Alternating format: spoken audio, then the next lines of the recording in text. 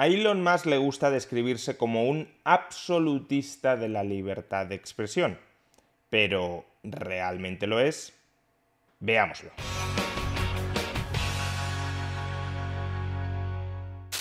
Elon Musk ha comprado Twitter por 44.000 millones de dólares para, según él mismo dice, incrementar los confines de la libertad de expresión dentro de esta red social. Y solo ese propósito, ampliar la libertad de expresión dentro de Twitter, ha generado una enorme preocupación entre unos gobiernos que ya han comenzado a amenazar a Elon Musk con que no se pase de la raya, con que vaya con cuidado porque ellos están vigilantes, y también entre distintas asociaciones de activistas sociales que temen que la libertad de expresión en Twitter sea perjudicial para la sociedad. Por ejemplo, hace unos días podíamos leer: grupos en defensa de los derechos humanos, como la Asociación de Libertades Civiles de Estados Unidos o Amnistía Internacional, han mostrado su preocupación por el discurso de odio en Twitter y el poder que Elon Musk, una persona que se autodescribe como absolutista de la libertad de expresión, va a tener sobre esta red social después de su adquisición.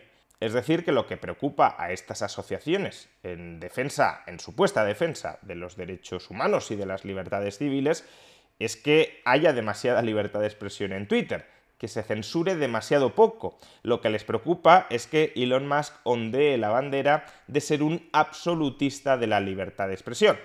Y ciertamente a Elon Musk le gusta describirse así, como un absolutista de la libertad de expresión. Por ejemplo, a comienzos de marzo publicó el siguiente tuit: algunos gobiernos, no el de Ucrania, le han pedido a Starlink, su compañía de provisión de servicios de Internet, que bloquee los sitios de noticias rusos. No lo haremos salvo a punta de pistola. Siento ser un absolutista de la libertad de expresión. Personalmente también me considero un absolutista de la libertad de expresión, es decir, una persona que considera que no debería haber casi ningún límite a lo que una persona pueda decir. Sí debe haber límites a lo que una persona puede hacer, pero no a lo que puede decir. Y de hecho, en la polémica que menciona Elon Musk, la censura a RT y Sputnik, coincido plenamente con él. En un vídeo anterior ya expliqué, ya defendí por qué no debíamos censurar a RT o Sputnik, aun cuando los consideremos órganos de propaganda del gobierno ruso. Sin embargo, y a pesar de que Elon Musk creo que hace bien defendiendo que no va a censurar a RT o Sputnik, la duda sobre si Elon Musk es realmente un absolutista de la libertad de expresión, si realmente cree en una libertad de expresión irrestricta, esa duda es legítima. Y lo es no tanto por algunas críticas que ha recibido Elon Musk durante los últimos días, que si bloquea mucho en Twitter o que si ha despedido a algunos trabajadores que han criticado a Tesla. Todo eso puede entrar perfectamente en el ámbito del respeto a la libertad de expresión. Yo respeto el derecho a que tú digas lo que quieras, pero no tienes por qué relacionarte conmigo. Si una persona bloquea a alguien en Twitter, no le impide expresarse. Lo que impide es que interactúe con él. Libertad de expresión no implica obligación a que interactúes conmigo. Tú di lo que quieras en tu ámbito, pero que tu ruido no llegue a mí. Si otro quiere que ese ruido llegue a él, yo no lo voy a impedir, pero yo no quiero escucharte. Eso es perfectamente compatible con la libertad de expresión. Pero hay otra cuestión que quizá no lo sea tanto, y me refiero precisamente al tuit que publicó Elon Musk para explicar cuáles serán los nuevos límites de la libertad de expresión en Twitter. Así describe Elon Musk qué entiende él por libertad de expresión. Por libertad de expresión yo simplemente entiendo aquello que tiene cabida dentro de la ley. Estoy en contra de la censura que vaya más allá de la ley. Si el pueblo quiere menos libertad de expresión, tienen que pedirle a sus gobiernos que apruebe leyes que impongan esa restricción de la libertad de expresión. Por consiguiente, ir más allá de la ley es contrario a la voluntad popular. Básicamente, en este tuit Elon Musk está justificando su postura sobre los nuevos criterios de moderación que pretende implantar en Twitter y que, según él mismo dice, consistirán en algo muy sencillo. Todo lo que pueda decirse fuera de Twitter, todo lo que sea legal decir fuera de Twitter, también se podrá decir dentro de Twitter. No va a haber una censura, una moderación adicional dentro de Twitter a aquella que establezca la ley de cada país. Y hombre, este criterio desde luego supondría en términos generales una ampliación de la libertad de expresión dentro de Twitter. Sin embargo, lo que debemos plantearnos es si esta postura realmente encaja con lo que él dice ser, un absolutista de la libertad de expresión.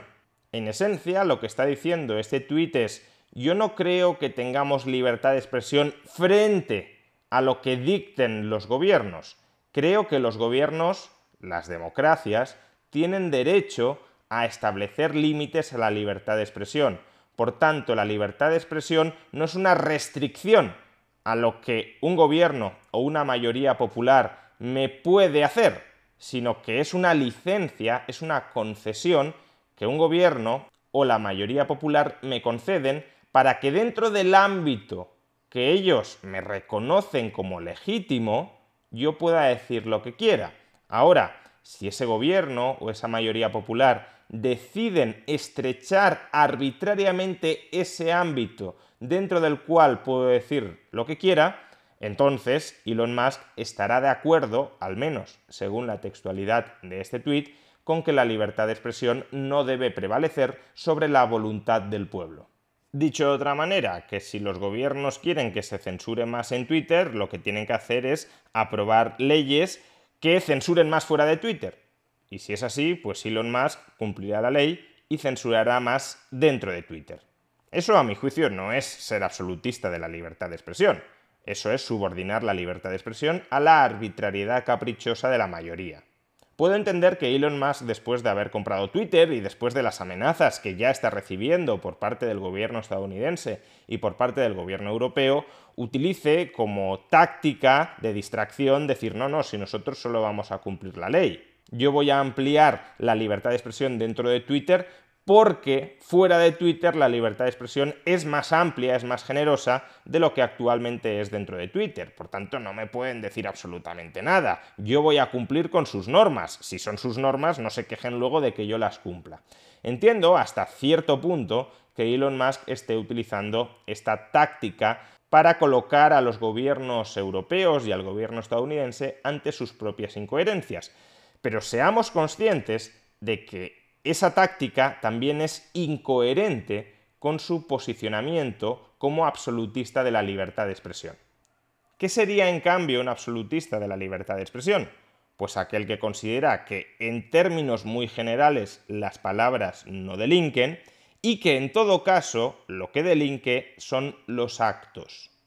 Las palabras se contrarrestan con palabras y los actos deberían contrarrestarse con los actos. Por eso, si alguien me agrede personalmente, los cuerpos y fuerzas de seguridad del Estado o de la agencia que se encargue de proporcionar seguridad deberían defenderme físicamente frente a esa agresión.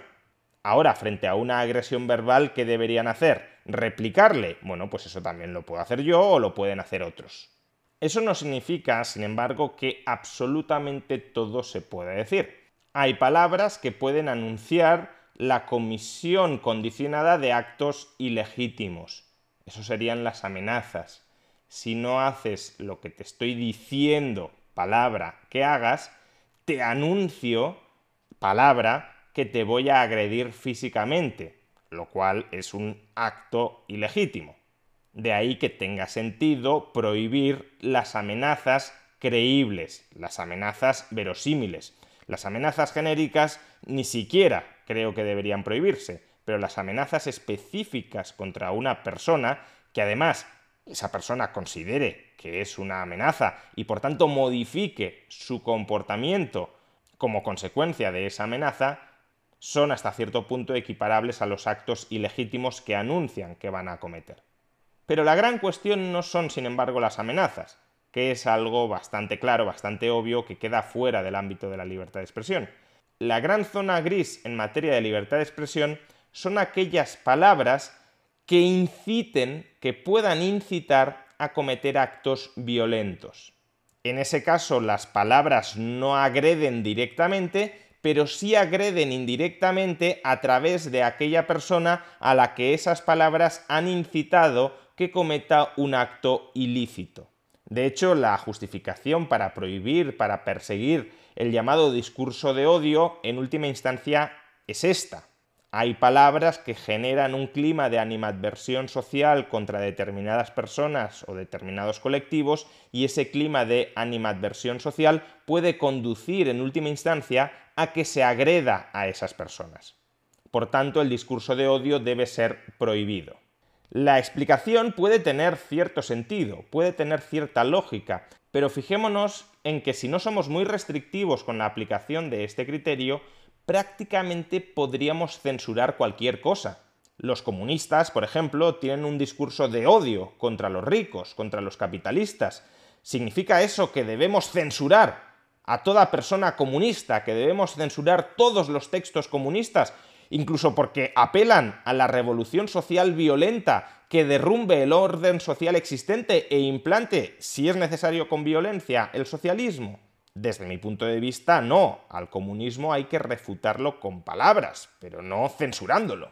Y también podríamos decir, por ejemplo, que las críticas sistemáticas de Podemos contra Vox, calificándolo de extrema derecha, son un discurso de odio de Podemos contra Vox. Un discurso de odio que incluso en ocasiones ha generado ciertas tensiones cercanas a la violencia física. Por tanto, deberíamos prohibir toda crítica de Podemos hacia Vox o toda crítica de Vox hacia Podemos, llamándolos comunistas, extrema izquierda, enemigos de España, etc. Sinceramente, de nuevo, creo que no. Si prohibiéramos todo eso, básicamente estaríamos prohibiendo el discurso político. De ahí que la censura apelando al discurso de odio pueda tener una cierta lógica en el fondo. Hay palabras que pueden incitar actos violentos, pero al ser una zona tan amplia, una zona gris tan amplia, es un terreno totalmente abonado a la arbitrariedad. Esto lo califico como discurso de odio que sí debe ser censurado, y esto, aunque también sea discurso de odio, no lo etiqueto como discurso de odio y por tanto no lo censuro. Que ese es justamente uno de los grandes problemas de Twitter. Twitter aplica una censura más o menos arbitraria. Hay algunos comentarios que sí considera discurso de odio, por ejemplo los de los trampistas, pero en cambio hay otros comentarios que no considera discurso de odio. Por ejemplo, pongamos por caso los de los antifa. Entonces, esa censura arbitraria, esto es discurso de odio, lo censuro, esto no es discurso de odio, no lo censuro, lo que genera es un sesgo en la libertad de expresión. En este caso, la izquierda o la extrema izquierda puede decir lo que quiera y en cambio la derecha o la extrema derecha no puede decir lo que quiera, aunque desde el punto de vista de la incitación a la violencia, de la incitación potencial y a largo plazo a la violencia, los dos colectivos estén articulando un discurso de odio. ¿Cómo debería resolverse, desde mi punto de vista, esta clara arbitrariedad a la hora de definir, de determinar qué es discurso de odio y puede y debe ser censurado y qué no lo es? Pues en gran medida el Tribunal Supremo de Estados Unidos ya lo resolvió en la década de los 60. Y cito al Tribunal Supremo de Estados Unidos no porque considere que al ser el Tribunal Supremo de Estados Unidos tiene una autoridad natural a dictar las normas que limitan la libertad de expresión. No, lo cito porque considero que el razonamiento que efectuó es de sentido común, es válido y por tanto podría servir para resolver esta polémica. Y me refiero a lo que desde los años 60 se ha conocido como el Test de Brandenburg. ¿Qué es el Test de Brandenburg?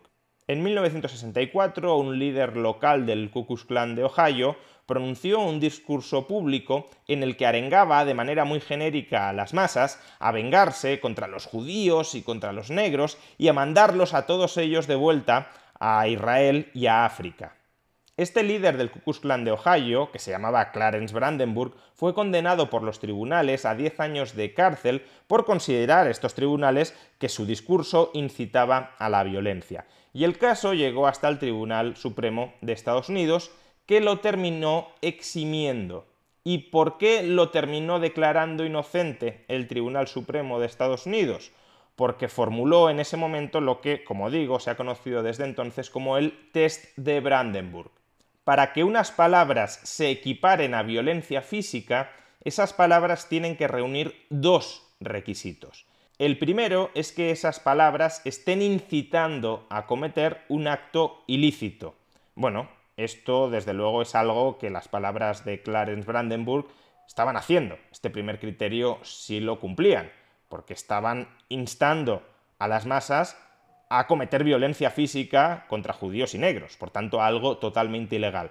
Pero, en segundo lugar, el test de Brandenburg también exige que esas palabras sean propensas a que esa acción criminal se produzca de manera inmediata, en el corto plazo.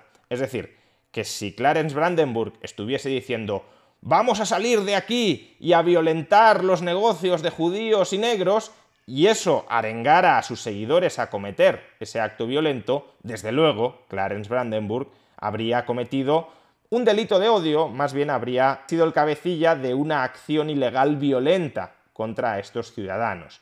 Ahora, si tú articulas un discurso que de manera muy genérica carga contra determinados colectivos, contra determinadas personas no identificables, y nadie hace un seguimiento inmediato de esas palabras, entonces, de acuerdo con el test de Brandenburg, tú deberías poder decir eso y al mismo tiempo otros te deberían poder contestar que eres un sinvergüenza, que eres un peligro público y que todo lo que estás diciendo es una insensatez. Palabras contra palabras. Si las palabras no se traducen o no son propensas de traducirse, no tienen una alta probabilidad de traducirse en hechos ilícitos, son mero bla bla bla, quizá un bla bla bla muy desagradable, muy dañino, pero que no conducen a actos violentos, entonces esas palabras no deberían ser censuradas de acuerdo con el Tribunal Supremo de Estados Unidos desde la década de los 60. Pues bien, ojalá fuera ese el criterio, el test de Brandenburg, a través del cual se juzgara la licitud o ilicitud de muchas expresiones fuera de Twitter y también dentro de Twitter.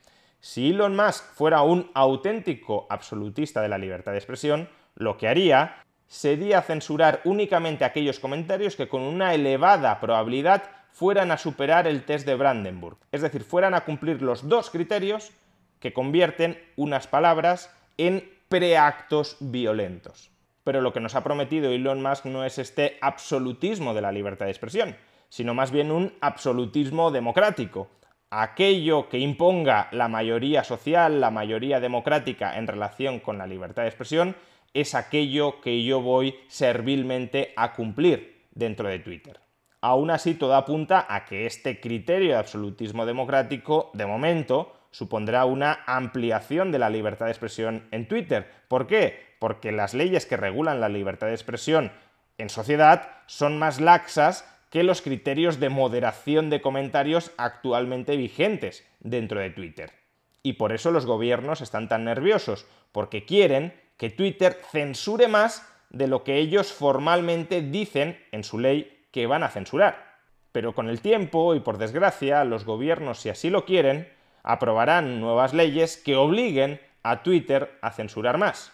Y llegado ese momento, y si realmente Elon Musk cree en sus palabras, también puede ser que todo esto sea una maniobra de distracción frente a los gobiernos, pero si realmente cree en sus palabras de que él, por libertad de expresión, entiende lo que establezca la ley, llegado el momento en el que los gobiernos incrementen la censura legal fuera de Twitter y dentro de Twitter, entonces a Elon Musk no le quedará otro remedio que decir sí, buena.